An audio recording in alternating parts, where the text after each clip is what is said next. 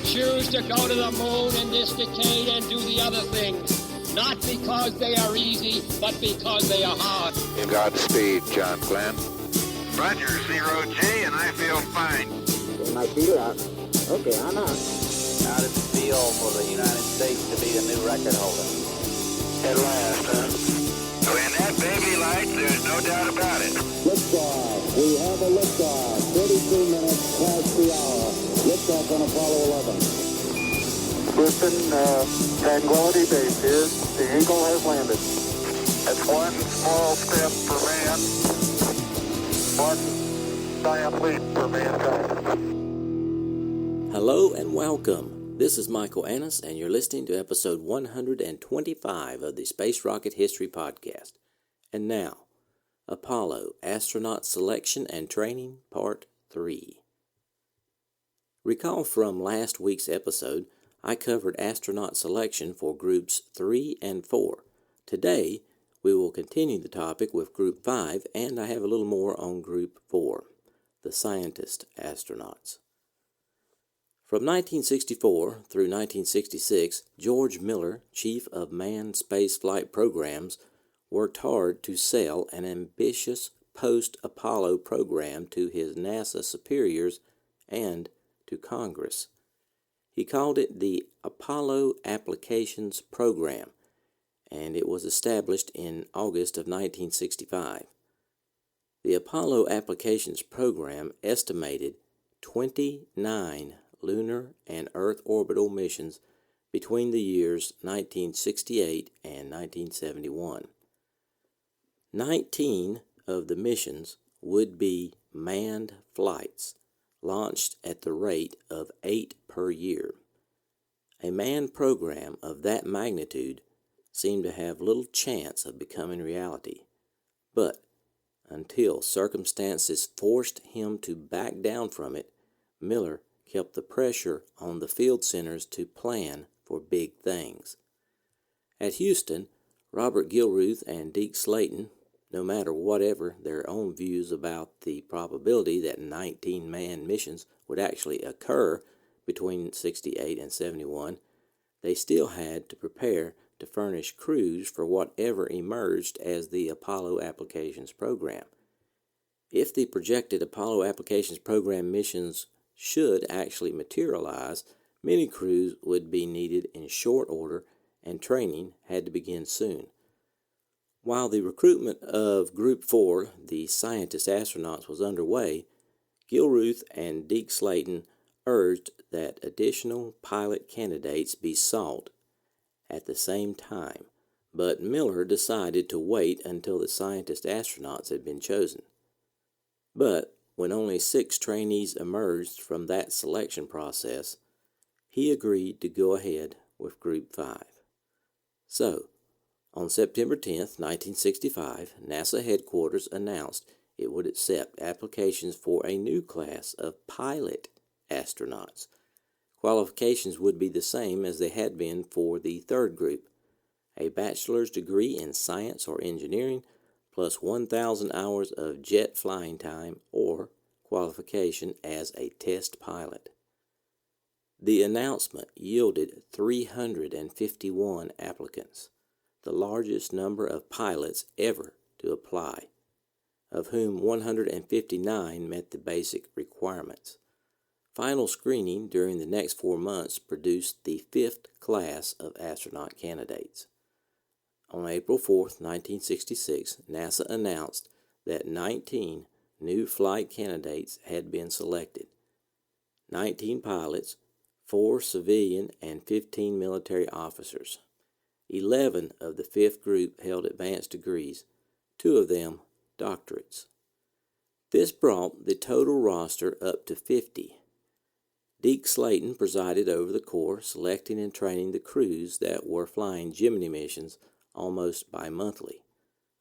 The 19 candidates were Vance D. Brand, John S. Bull, Gerald P. Carr, Charles M. Duke, Joe H. Engel, Ronald E. Evans, Edward G. Givens, Fred W. Hayes, James B. Irwin, Don L. Lynn, John R. Lusma, Thomas K. Mattingly, Bruce McCandles, Edgar Mitchell, William Pogue, Stuart Rosa, John L. Swigert, Paul J. Weitz, and Alfred M. Warden.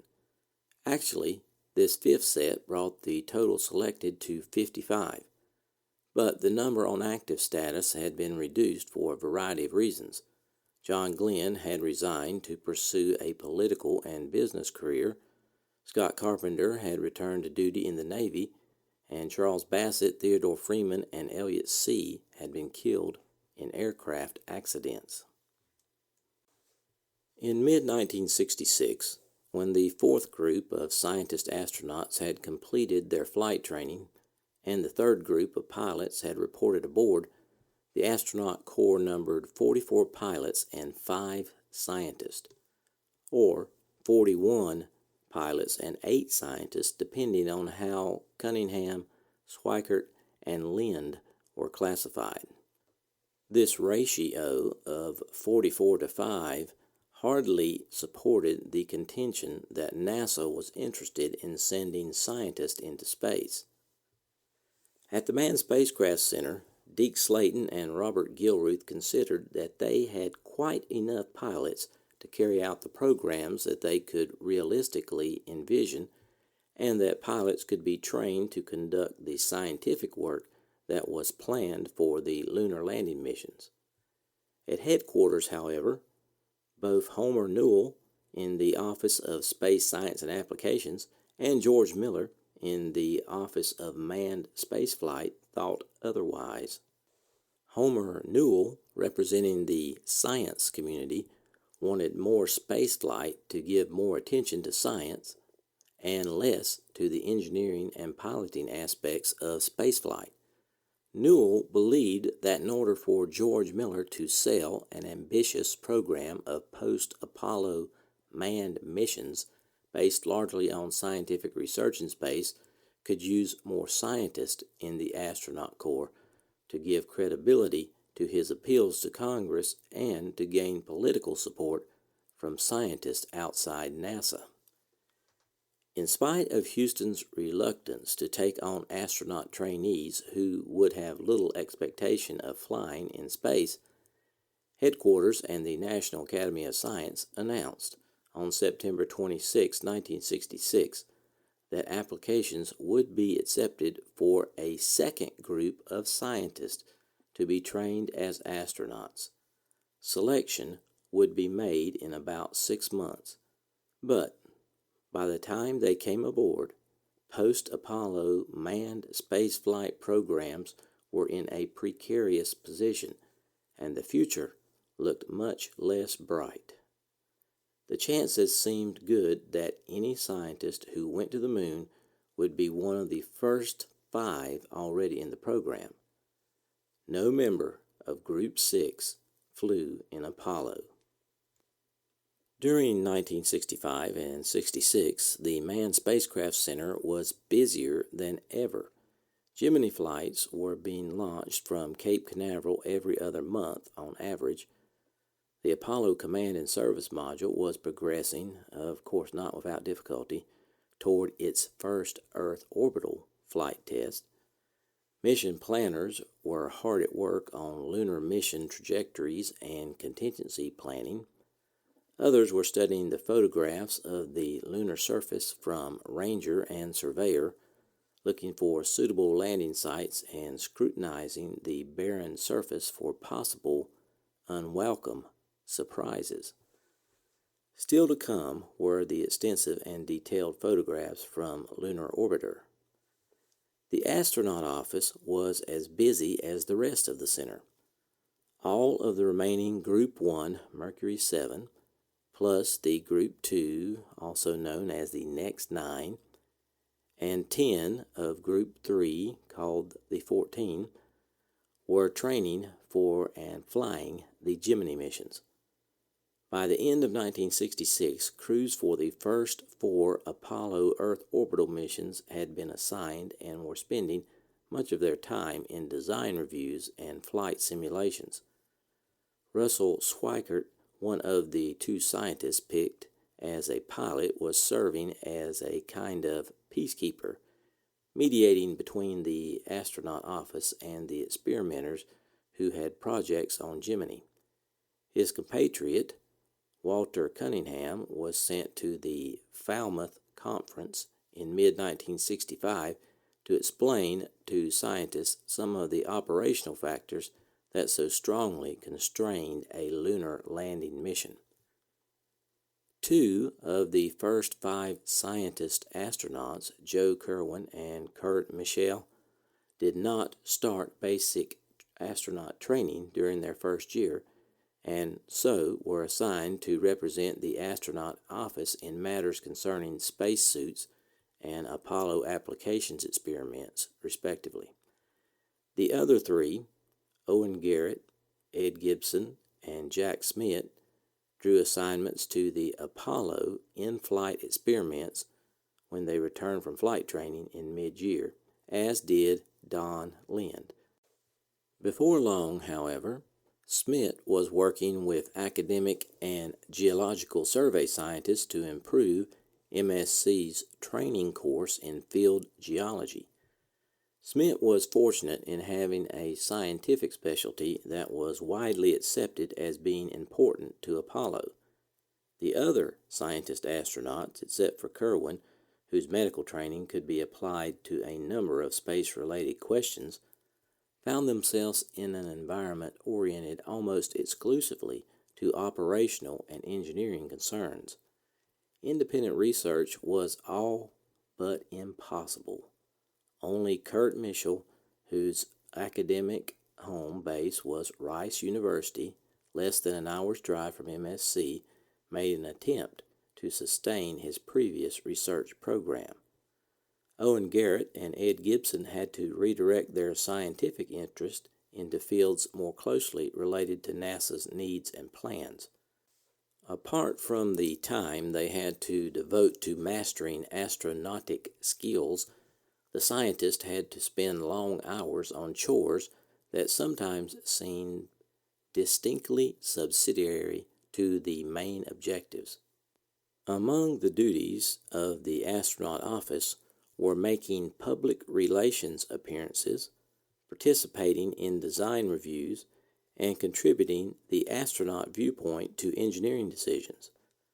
The scientist astronauts were expected to shoulder their share of these burdens just as the test pilots did. Precious little time was left for keeping abreast of scientific developments, but in Deke Slayton's view, this was a problem each astronaut had to solve for himself. Nobody was told what he could not do, but it was understood that the astronaut's primary role was to become competent spacecraft operators, and whatever else they wanted to do had to be compatible with that. As long as it was, the astronaut office raised no objection to anyone's supplemental activities. Those who made the adjustment gained the respect of their pilot colleagues. Those who expressed annoyance at these ancillary duties and felt cheated out of scientific opportunities provoked some resentment. After all, the door was always open to leave. When the first scientist astronauts joined the program in 1965, it was not to be expected that science could simply force its way into Apollo, which had yet to fly its first test mission. Nonetheless, the scientific community wanted to make it clear that scientist astronauts were entitled to consideration of their professional scientific requirements. In the fall of 1965, Headquarters Manned Space Science Division commissioned a study group to look into the matter of astronaut training. After some weeks of discussion with MSC officials, the group concluded that the astronaut training program was much too short on science. Further, more scientific astronauts should be brought in as early as possible to provide more scientific resources for the manned spaceflight program. The scientist astronauts should be used as in-house tutors for other astronauts who wanted to improve their scientific background. The astronaut office should actively encourage the astronauts to develop their scientific skills by issuing a policy statement that after engineering evaluation flights are completed and a spacecraft is considered operational, scientific proficiency shall be a prime requisite for at least one member of each flight crew. Remember, anything that seemed to increase their chances of flight assignment was of vital interest to every person in the astronaut corps. The group had learned if Slayton wanted someone on a crew who could speak Mandarin Chinese, all the astronauts would study Mandarin Chinese. Therefore, if MSC made it clear that scientific proficiency was desirable for crew selection, even the pilot astronauts could develop a passion for science. Perhaps the most difficult recommendation from the study group to implement was that the scientist astronauts be encouraged to keep up their research activity by affiliating with an established research group. The minimum amount of time required to maintain scientific proficiency, the group concluded, is believed to be 1 day per week for discussions, seminars, etc., plus 1 full week each month in which the scientist astronaut can become completely immersed in his research. The group could not suggest how this could be squeezed into an already tight training schedule, but they noted that astronauts spent considerable time at seemingly trivial tasks in engineering design that might be relegated to others. Paradoxically, however, these time-consuming chores seemed an indispensable part of the program, since the astronauts were the only competent group having an overview of the whole operation, and were the only single group that another astronaut would trust. Stressing, as it did, the importance of research to a scientist, the study group's report could have been read as calling for a division of the Corps into a test pilot group and a scientist group. The need for the scientist astronauts to spend more than 1/3 of their time in research was received with some skepticism by the pilots, whose reaction was later summarized by one of them.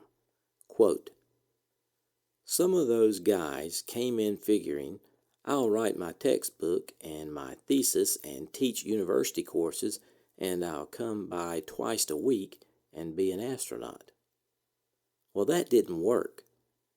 We were devoting our lives to this whole thing, and you couldn't devote anything less. I don't care what your discipline was." End quote.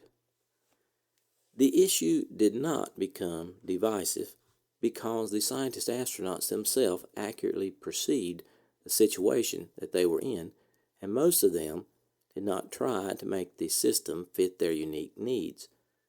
They saw the utility of maxim: if you want to get along, go along. The study group's report was received politely but coolly at MSC.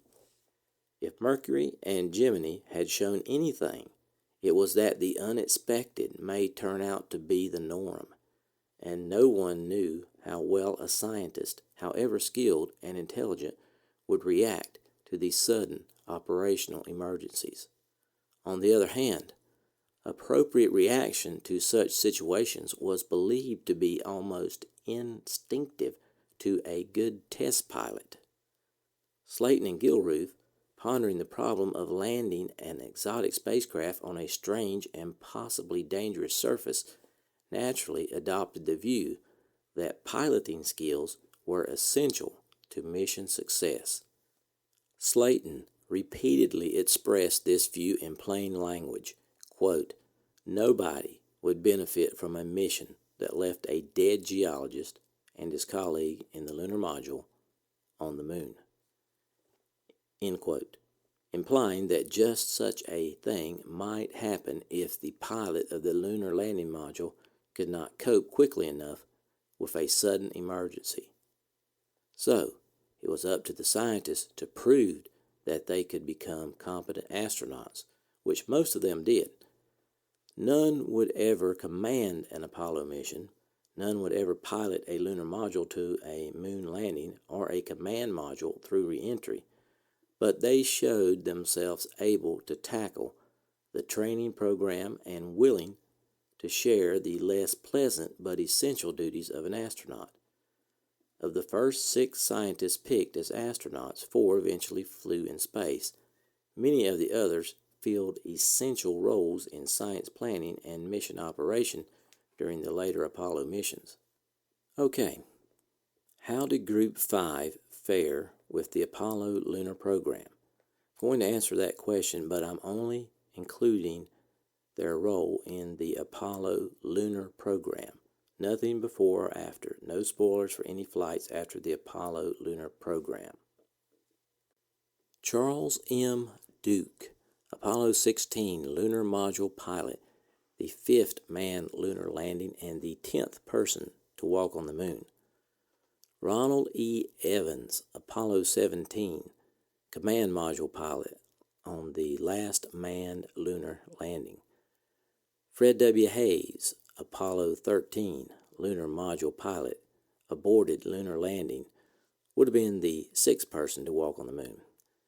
James B. Irwin, Apollo 15 lunar module pilot, 4th manned lunar landing, 8th person to walk on the moon. Kenneth Mattingly, Apollo 16 command module pilot, the 5th manned lunar landing. Edgar D. Mitchell, Apollo 14 lunar module pilot, 3rd manned lunar landing, 6th person to walk on the moon. Stuart A. Roosa, Apollo 14 command module pilot, 3rd manned lunar landing. John L. Swigert, Apollo 13 command module pilot, aborted lunar landing. Alfred M. Wordson, Apollo 15 command module pilot, the 4th manned lunar landing. The rest of Group 5 did not fly on an Apollo lunar mission. Now for a change of topic. I'm going to devote the remainder of this episode to a personal account of astronaut training. I want to read some excerpts from Apollo 11 astronaut Michael Collins' book called Carrying the Fire, An Astronaut's Journey. In the excerpts, Mike Collins describes his experience with survival training in the jungles of Panama. We were divided into teams of 2 for this 3-day outing, and my partner was Bill Anders, who turned out to be a jewel in 2 very important ways. First, he was an outdoorsman, an avid fisherman who liked nothing better than to keep walking until he found a stream no one else had fished. And he was an experienced camper, wise in the ways of providing substitutes for the creature comforts that we city dwellers had come to expect. Second, and no less important, he was a finicky eater, but more about that later. Our first task was to hike a couple of miles through the jungle to our assigned camping area. I got my first surprise of the day when looking on the ground as instructed by Air Force Manual 64-5. I not only did not spy any hedgehogs, porcupines, pangolins, mice, wild pigs, etc., I didn't see anything moving at all. Furthermore, the trees were devoid of the promised bats, squirrels, rats, and monkeys. I suppose we were making such a din and clatter as we proceeded that any but the most aged and feeble creatures were staying miles ahead of us. Or maybe it was that this particular part of the jungle was simply empty. Was that possible? I don't know, but it was certainly quiet. And as my stomach got emptier and emptier, my visions of plump little creatures roasting merrily on a spit became not only much more attractive, but obviously much less realistic. Anders, what the heck are we going to eat? Collins, you couldn't be hungry already. We just got here. By the time we got to our camp and got our meager possessions organized, night was falling, and we became trapped, helpless victims of the jungle until dawn. I settled down in my makeshift hammock, stomach gurgling its disappointment.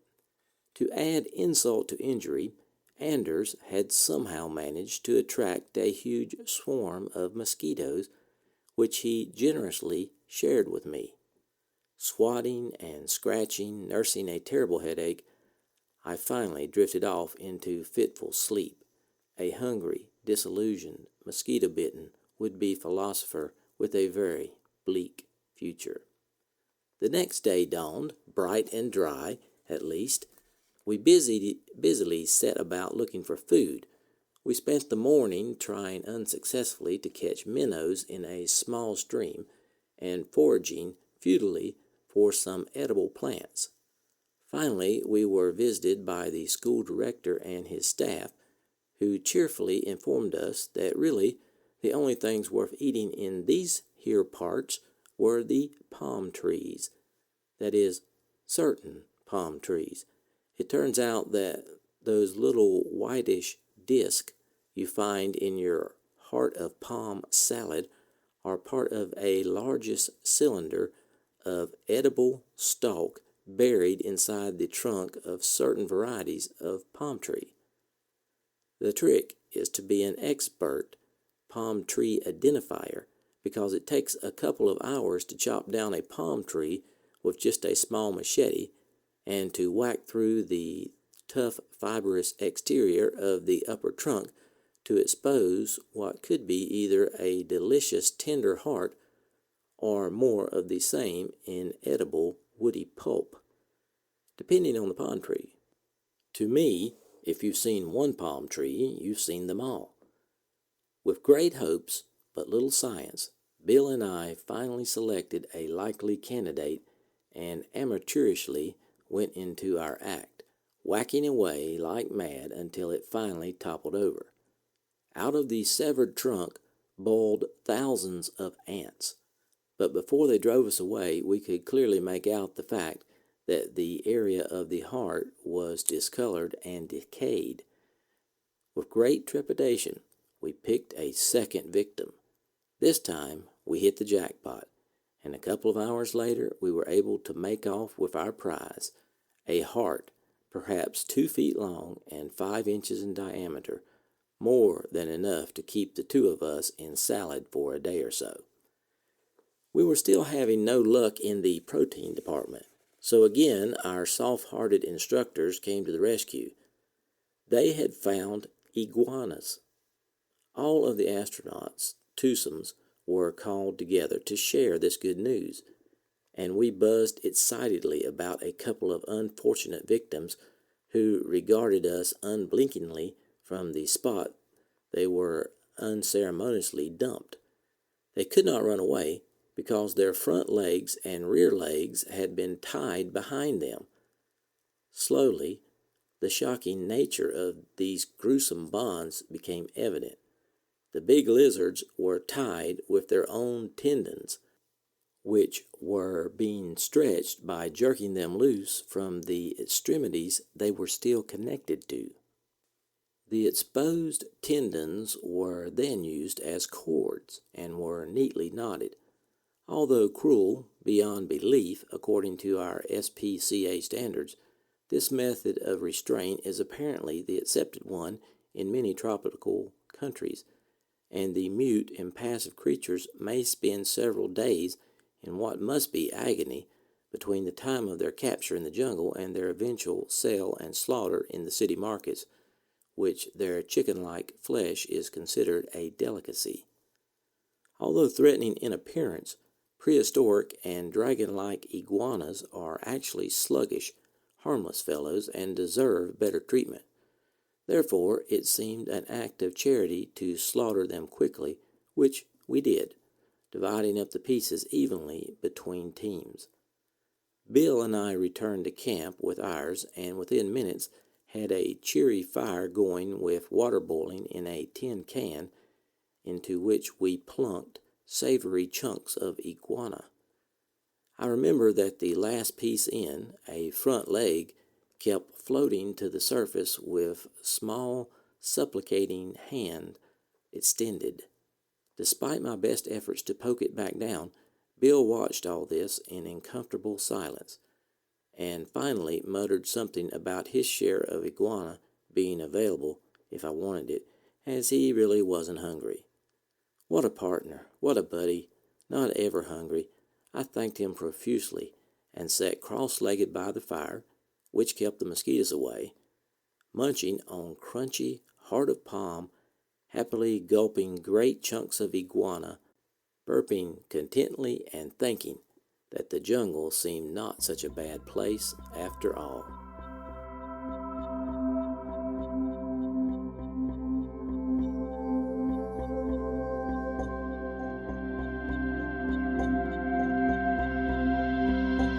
Thanks for listening to this archive episode of the Space Rocket History Podcast.